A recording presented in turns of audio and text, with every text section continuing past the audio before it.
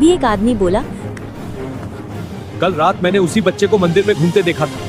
सबकी नजर एक साथ मुगु पर चली गई। मुगु कुछ नहीं बोला, उसकी मुट्ठी कांप रही थी। उसी समय मंदिर के बाहर वही औरत खुशी से रो रही थी। वो सबको बता रही थी कि किसी ने भगवान की माला बेचकर उसके बच्चे का ऑपरेशन करवा दिया। मंदिर के अंदर लोग भगवान को देख रहे थे और मंदिर के बीच में एक बच्चा चुपचाप खड़ा था। एक पुजारी ने परेशान होकर कहा, अगर कोई इंसान आया होता तो कैमरे में जरूर दिखता। दूसरे पुजारी ने धीरे से कहा, ऐसा तो तभी हो सकता है जब कोई आया ही ना हो।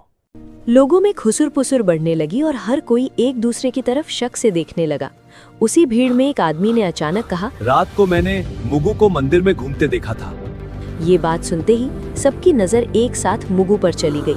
मुगु उस समय मंदिर के एक कोने में खड़ा था और उसे समझ नहीं आ रहा था कि सब लोग उसे ऐसे क्यों देख रहे हैं। एक आदमी ने सख्त आवाज में पूछा, तू रात को मंदिर में क्या कर रहा था?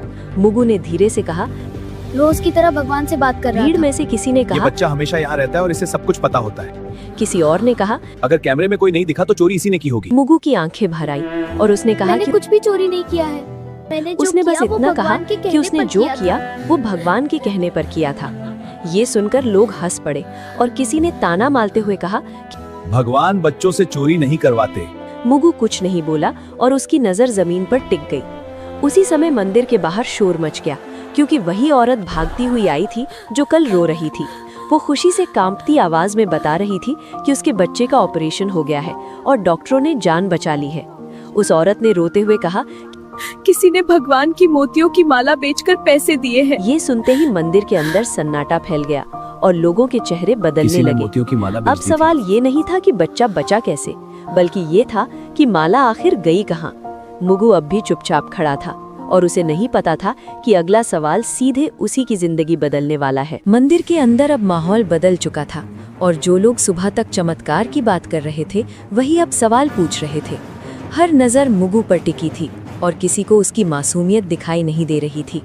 एक आदमी ने ऊंची आवाज में कहा कि अगर माला भगवान के कहने पर ली गई थी तो वो अभी वापस क्यों नहीं आई?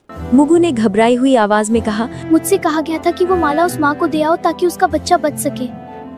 भीड़ में से किसी ने कटाक्ष करते हुए कहा कि अब बच्चे भगवान के नाम पर चोरी भी करने लगे हैं। दूसरे आदमी ने कहा कि ऐसे बहाने हर चोर बनाता है। मैं मुगु ने रोते हुए झूठ कहा नहीं बोल कि रहा वो हूँ। झूठ नहीं बोल रहा है और उसने कुछ भी अपने लिए मैंने नहीं रखा। कुछ भी अपने लिए नहीं रखा। उसने कहा कि अगर माला चाहिए तो वो भगवान से पूछ ले कि सच क्या है। ये बात सुनकर पुजारी भी असहज हो गए, क्योंकि कोई भी भगवान से सवाल नहीं करना चाहता था। मुख्य पुजारी ने कड़े शब्दों में कहा कि जब तक सच्चाई सामने नहीं आती तब तक बच्चे का यहाँ रुकना ठीक नहीं होगा। तब तक